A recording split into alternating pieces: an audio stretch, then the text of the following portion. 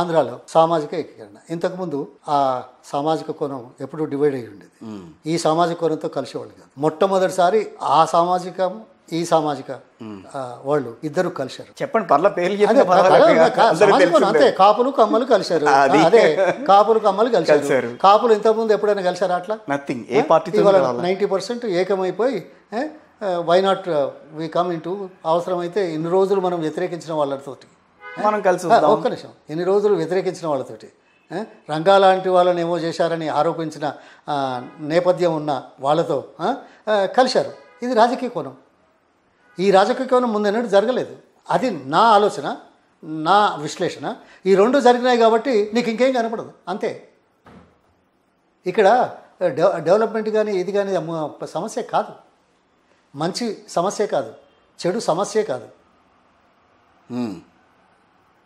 సమస్య కాదు. ఇప్పుడు ఈ రెండు శక్తులు ఏకమైన తర్వాత difference of percentage of acceptance is wider. So అందుకే ఇది వైడ్ అంటే అటువంటి రిజల్ట్స్. అయినా ఈ దేశంలో ఎప్పుడైనా 50% దాటి ఓట్లు వచ్చాయా? నా 52 నుంచి ఒకసారి ఏది బంగ్లాదేశ్ విమోచనప్పుడు 50.9% అనుకుంటా. అంటే దాని అర్థం ఏంది? 50.9 అంటే 49.1% వ్యతిరేకంగానే. ఇప్పుడు దేశంలో ఏ పార్టీ అధికారంలోకి వచ్చినా 34 నుంచి 44% లోపే కదా. అవును. 1984లో ఇందిరాగాంధీ తర్వాత 1984లో రాజీవ్ గాంధీ వచ్చినప్పుడు అత్యంత ఎక్కువ సీట్లు వచ్చాయి, 405 పైచలకు ఏదో వచ్చాయి. అప్పుడు ఎంత పర్సెంటేజ్? 44 కదా. అంటే 56% రాలేదు కదా. మన ఆంధ్రప్రదేశ్లో 6 సీట్లు వచ్చాయి కదా 42కి. ఓకే. అంటే రాజకీయాలు అలా ఉంటాయి. దాని మీద రాజకీయాలకు అభివృద్ధికి ముడిగట్టి దీనివల్ల గిది అనుకోవడం పొరపాటు. దాందే. ఎప్పుడైనా ఎన్నడైనా పర్ఫార్మెన్స్ మీద డిబేట్ చేసి ఓట్లేస్తున్నావా? చాలా పెద్ద క్వశ్చన్ అది. మీరు మాట్లాడితే దాని మీద మాట్లాడాలి. పర్ఫార్మెన్స్ బేస్డ్ మీద రాజకీయాలు నడుస్తున్నాయి. బీజేపీ కాదు, బీజేపీ వాళ్ళు వచ్చి ఏం చేస్తున్నారు? చార్మినార్ దగ్గర పోయి మహాలక్ష్మి టెంపుల్లో దండం పెడుతున్నారు. ఆ తర్వాత వచ్చి కాంగ్రెస్ విమర్శించడం, ఇంకోళ్ళు విమర్శించడం చేసే పోడు. కానీ మేము ఇలా చేసాం అని చెప్పగలుగుతున్నారా? అదేనండి, పర్ఫార్మెన్స్ బేస్డ్ మీద రాజకీయాలు నడుస్తున్నాయని అంటే చెప్పలేని పరిస్థితి. చెప్పలేదు కాదు, చెప్పలేరు. చెప్తే రాజకీయాలు నడవాయి.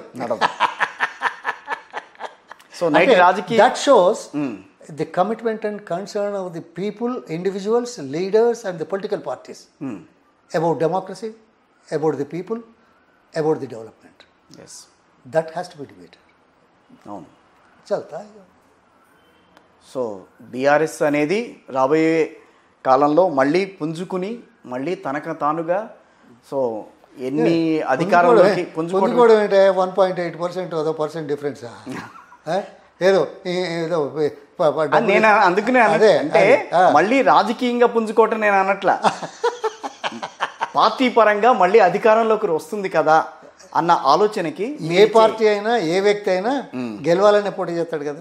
అది కాదు ఓడిపోతానని చేసేవాళ్ళు ఉంటారా? ఆఖరికి ఇండిపెండెంట్ కూడా లేదు, గెలవాలనే పోటీ చేస్తాడు. వాడికి 5,000 సీట్లు వచ్చినా 1000 సీట్లు వచ్చినా గెలవాలనే ఆలోచన ఉంటుంది మొదటి నుంచి. అసలు ఇంటెన్షనే గెలవాలని. అది లేకుండా రాజకీయం లేదు కదా. సో ఇది నడుస్తుంది, నడవాలి. ప్రజలు గుర్తిస్తారు. చరిత్ర చెప్తున్నది, తెలంగాణ రాజకీయాలు చరిత్ర చెప్తున్నది. పొన్నాలక్ష్మి కూడా చెప్తున్నాడు. ఓకే. తెలంగాణ రాజకీయాలు కామ్గా నడుస్తున్నాయా లేకపోతే కొంచెం ఒడిదుడుకులు ఏమన్నా ఉన్నాయా? ఒడిదుడుకులేంది నడిచే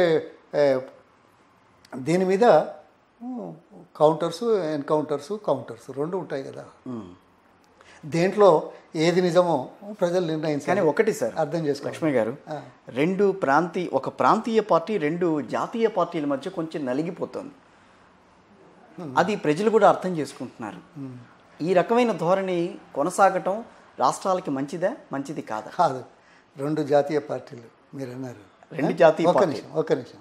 బీజేపీ 10 సంవత్సరాలు అధికారంలో ఉంది. మళ్ళీ మొన్న వచ్చారు, 8 పార్లమెంట్ సీట్లు ఇచ్చారు. ఒక్క మాట అయినా ఆధునిక దేవాలయంగా అందరం భావిస్తాం పార్లమెంట్ అంటే. చట్టాలు చేసేది, ప్రజాస్వామ్యానికి ప్రతిరూపం.